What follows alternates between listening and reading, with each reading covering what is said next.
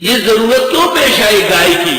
وَإِذْ قَتَلْتُمْ نَفْسًا، یاد کرو جب تم قتل کر چکے تھے ایک آدمی کو، اس کا نام تھا عامیر، بڑا مالدار تھا، بھتیجوں نے قتل کیا، فَدَّارَأْتُمْ فِيهَا، پس تم ڈالنے لگے ایک دوسرے پہ قتل، فَدَّارَأْتُمْ، دَرَأَ يَدْرَأُ کے معنی ہٹانا، دارا یدار مدارات کے معنی ایک دوسرے پہ ڈالنا، تم نے کیا تم نے کیا، میں نے کیا تم نے کیا۔ دو مولوی جو امامت کے لیے کہا موزو کا تو کا عبد المجید خان ادھر جو سر ہوتا ہے زیتا سے تھوڑا شاہ ہو گیا، فَدَّارَأْتُمْ فَاخْتَلَفْتُمْ فَتَشَاجَرْتُمْ فِيهَا، تم ایک دوسرے پہ ڈالنے لگے، وَاللَّهُ مُخْرِجٌ مَا كُنتُمْ تَكْتُمُونَ، اور اللہ نکال بار کرنے والے تھے جو تم چھپا رہے تھے۔ فَقُلْنَا اضْرِبُوهُ، بس ہم نے کہا مارو اس کو بِبَعْضِهَا، اس گائے کے بعض حصے کے ساتھ، كَذَلِكَ يُحْيِي اللَّهُ الْمَوْتَىٰ، اسی طرح اللہ زندہ کرتے ہیں مردوں کو۔ چنانچہ وہ آدمی گائے کے جسم کے ٹکڑے سے ٹچ ہونے کے بعد اٹھ بیٹھا اور اس نے کہا میرے بھتیجوں نے مجھے قتل کیا ہے۔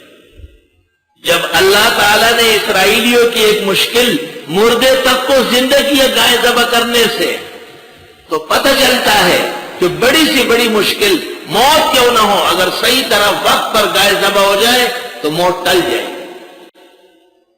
ان الصدقہ تدفع میتۃ السوء، بری موت سے بچا لیتا ہے۔ صدقہ تدفع غضب الرب کما یدفع الماء النار، ان الصدقہ تدفع میتۃ السوء، بری موت سے صدقات بچاتے ہیں۔ اور حدیث شریف میں ہے تداووا مرضاکم بالصدقات، اپنے بیماروں کو کا علاج صدقے خیرات سے کرو، بلائیں ٹل جائے گی، بیماریاں واپس ہو جائے گی، مریض صحیح سلامت ہو جائے گا۔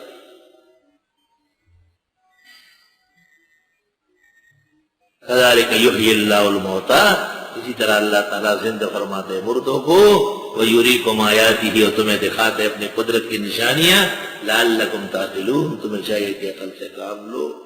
وَبِهَذَا الْقَدْرِ نَكْتَفِي الْيَوْمَ وَآخِرُ دَعْوَانَا الحمد للہ رب العالمین، نستغفرک اللہم ونسألک السلام علیکم۔ اللہ تعالیٰ درس تفسیر آسان فرمائے اور اپنے موعود وقت میں مکمل فرمائے، ہماری مدد و نصرت فرمائے، ہر طرح کی پریشانیوں سے حفاظت فرمائے۔